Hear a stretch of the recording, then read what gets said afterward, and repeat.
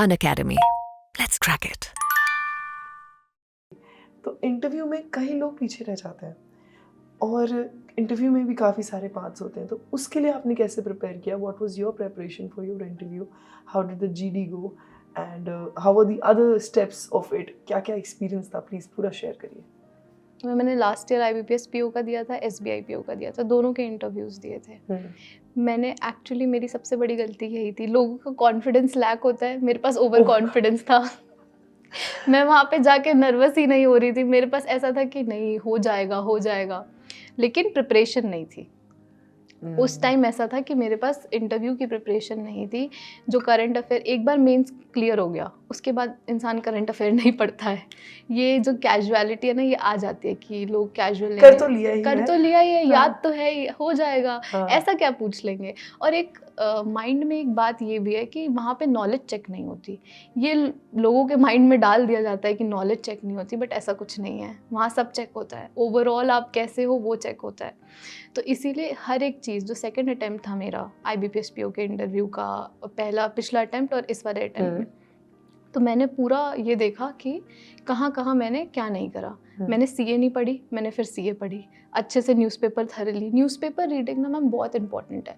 अगर आप इंटरव्यू के 2-3 दिन, एक हफ्ते पहले का भी न्यूज़पेपर अच्छे से थॉरली पढ़ के जाएंगे ना, क्योंकि बहुत ज़्यादा चांसेस हैं कि वो आपको न्यूज़पेपर से आर्टिकल्स पूछेंगे कि आज क्या हुआ, आज की 3 खबरें बता दो।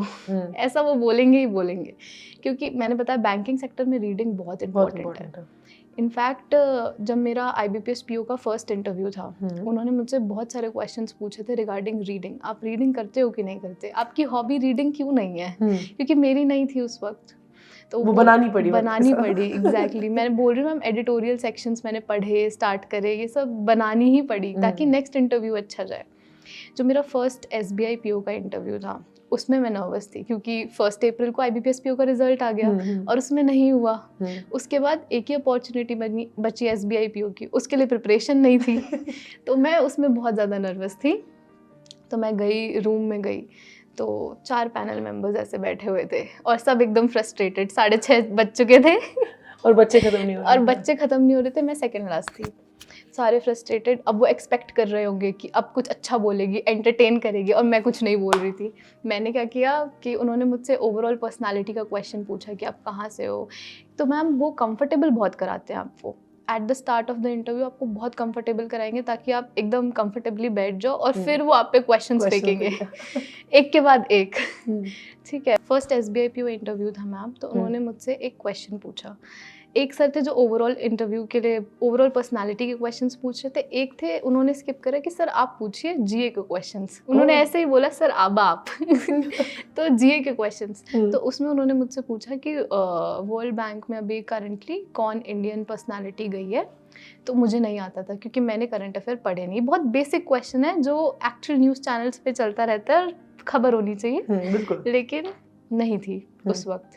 तो उन्होंने मुझसे बोला कि, मैंने तुरंत बोला क्योंकि मेरे दिमाग में ऐसा था कि मैंने तो करंट अफेयर पढ़ी नहीं है, तो मेरे पास कोई भी क्वेश्चन आया आई विल से कि sorry sir I am not able to recall it right now. मेरे पे ये था, तो मैंने सीधा बोल दिया sorry sir I am not able to recall it. तो उन्होंने मुझसे बोला कि आपने क्वेश्चन सुना उनके यही था कि आपने क्वेश्चन सुना तो प्लीज़ रिपीट इट।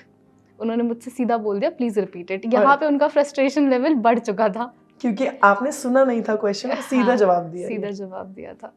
तो फिर उन्होंने मुझसे पूछा कि मैंने ये पूछा था। फिर उन्होंने मुझसे पूछा ग्रैमी अवार्ड्स, मुझे वो भी नहीं आता था। फिर उन्होंने मुझसे पूछा कि प्रेसिडेंट बता दो ADB का, मुझे वो भी नहीं आता था। फिर उन्होंने ऐसे पूछा वर्ल्ड बैंक, नहीं आता था। IMF नहीं आता था।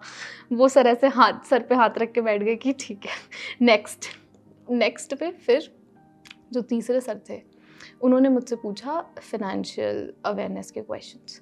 तो उसमें मैंने ऐसे बोल दिया, उन्होंने मुझसे पूछा आपको पता है NABARD क्या होता है? तो मैंने बोला NABARD इज़ अ NBFC, जो कि बहुत ज़्यादा रॉन्ग था। तो उस वक्त sir was like are you sure NBFC? ऐसे वो बहुत क्वेश्चंस करेंगे क्योंकि ये मेरा सिर्फ SBI PO में नहीं, जब भी मैं गलत बोल रही होती हूँ, जब भी वो हमेशा ये बोलते हैं आर यू श्योर। ये मेरा IBPS PO का जो सेकंड अटेम्प्ट था, वो जो इंटरव्यू, उसमें भी ऐसा हुआ था कि मैंने गलत बोला था और आर यू श्योर ये वाली लाइन उनकी हमेशा होती है पैनलिस्ट की। ठीक है, ये वाला हुआ तो उस वक्त मुझे ऐसा लग गया कि अब तो हो गया, अब नहीं होगा। ठीक है, फिर जो कि नहीं हुआ शायद। हाँ, नहीं हुआ मैम, वो इवेंचुअली था ही, एक्सपेक्टेड था कि नहीं होगा। फिर जो एक लेडी थी पैनल मेंबर में, उन्होंने मुझसे पूछा कि आपकी हॉबी रीडिंग नहीं है? ये देखो, हम तो अभी भी पेपर्स पढ़ रहे हैं, हम तो अभी भी बैंक में तो कितनी रीडिंग होती है, सर्कुलर्स पढ़ने पड़ते हैं, पेपर्स पढ़ने पड़ते हैं, आपकी तो हॉबी रीडिंग नहीं है, आप कैसे करोगे?